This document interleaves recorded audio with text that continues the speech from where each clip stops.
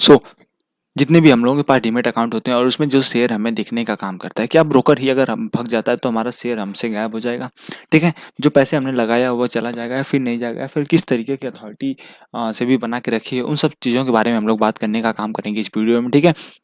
आपसे बस एक छोटी-सी गुज़ारिश है, चैनल को सब्सक्राइब करके बेल आइकन को प्रेस कर दीजिएगा। आपके लिए बस एक नैनो सेकंड का काम है, लेकिन इससे हमें बहुत ज़्यादा हेल्प मिलने का काम करती है। अब हम बात करते हैं सभी जैसे बिगेस्ट स्टॉक ब्रोकर तो ज़ीरोधा हो गया, अपस्टॉक हो गया, 5 पैसा, ग्रो, एंजल वन, ठीक है? आईआईएफएल हो गया, एडरवाइज़ हो गया, एक्सिस बैंक हो गया, ठीक है? शेरखान, तमाम तरीके के स्टॉक ब्रोकर हमारे सामने मौजूद होने का काम करते हैं। कुछ इसमें से डिस्काउंट ब्रोकर हैं, तो कुछ फुल टाइम सर्विसेज़ ब्रोकर हैं, तो कुछ सर्विसेज़ ब्रोकर हैं, ठीक है? अलग-अलग तरीके के ऑफलाइन, ऑनलाइन ब्रोकर हमारे माध्यम से देखने को मिलता है आज के समय में। लेकिन सबसे पहले हमें ये समझ लेना चाहिए कि एक अगर यहाँ पे किसी कोई शेयर बेच रहा है और आपने यहाँ पे शेयर खरीदा, ठीक है? उस शेयर को बस जो ब्रोकर होता है वो आपको एक मीडिएटर के तौर पे वह शेयर आपके पास है या फिर नहीं है, कितनी क्वांटिटी में, किस एवरेज के अनुसार है, ठीक है? कब आपके पास आया, किस रेट पे चलने का काम कर रहा है, उसका चार्ट प्राइस किस तरीके से मूव कर रहा है, वह एक मीडिएटर होता है ब्रोकर जो आपको दिखने का काम करता है। लेकिन इस शेयर को आपके पास ट्रांसफ़र करने वाला होता है, अगर एनएससी के माध्यम से आप शेयर ले रहे हैं तो एनएसडीएल शेयर करता है, और बीएससी पे लेते हैं तो सीडीएसएल ट्रेड करने का काम करता है। अब एनएसडीएल और एनएससी, बीएससी और सीडीएसएल होने का क्या काम करता है, उसके बारे में हम लोग जानने का काम करते हैं। तो सबसे पहले हमारे सामने आती है एनएससी, नेशनल स्टॉक एक्सचेंज, ठीक है? यानी कि national stock exchange, NSE. NSC पे जितने भी तरीके के स्टॉक लिस्टेड होते हैं, उन सभी स्टॉक में हम लोग उस स्टॉक को खरीद सकते हैं, उस स्टॉक को बेच सकते हैं, ठीक है? सेम ऐसे ही बीएससी यानी बॉम्बे स्टॉक एक्सचेंज।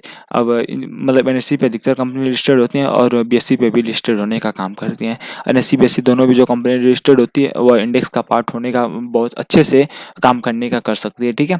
बीएससी में बॉम्बे स्टॉक एक्सचेंज है तो इसमें भी कंपनी लिस्टेड होने का काम करती है, लेकिन इसकी एक डिपॉजिटरी सिस्टम होती है, यानी कि एनएससी की होती है NSDL, technology trust and research, ठीक है? National security depository limited, NSDL का फुल फॉर्म होता है। सरकार इसको एक सरकारी संस्था बना के रखती है। अगर आपका ब्रोकर भाग जाता है, ठीक है? आपका ब्रोकर अगर भाग जाता है तो आप एनएसडीएल से अपने शेयर को क्लेम कर सकते हैं, ठीक है? और सीडीएसएल के माध्यम से, सीडीएसएल पे अगर आपका बीएसई में शेयर हो तो आप सीडीएसएल के माध्यम से इसको क्लेम करने का काम कर सकते हैं, ठीक है? सॉरी, ठीक है? तो एनएसडीएल और सीडीएसएल का काम हम लोगों को समझ में आ गया। लेकिन अगर ब्रोकर भाग जाता है, ठीक है? अगर ब्रोकर भाग जाता है, अभी म्यूचुअल फंड का भी हम लोग समझने का काम करेंगे, लेकिन अगर ब्रोकर भाग जाता है तो हमें कौन सी परेशानी होगी?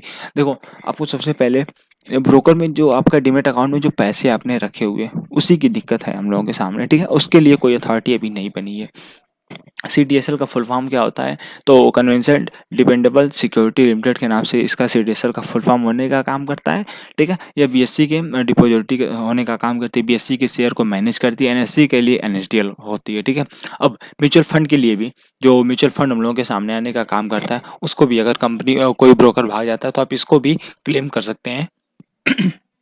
इसी के माध्यम से इसी के माध्यम से आप लोग उसको भी क्लेम करने का काम कर सकते हैं। तो आई होप दैट कि आप समझ चुके होंगे कि म्यूचुअल फंड हो या फिर आपका शेयर हो, बाई की हो, सेल की हो, पोजीशंस को तो नहीं, ठीक है? इंट्राडे पोजीशंस को छोड़ के अगर जो आपके पास शेयर है, अगर आपका ब्रोकर भाग जाता है, पैसे कोई भी छोड़ दो, तो आप एनएससी के शेयर को एनएसडीएल, बीएससी के शेयर को सीडीएसएल के माध्यम से क्लेम करके आप अपने रिटर्न को वापस कर सकते हैं, आप अपने शेयर को पा सकते हैं आपके दूसरे नए डीमैट अकाउंट में, ठीक है? सो आई होप दैट छोटी सी इन्फॉर्मेशन आपको अगर इन्फॉर्मेटिव लगी हो तो चैनल को सब्सक्राइब करके बेल आइकन को प्रेस कर देना।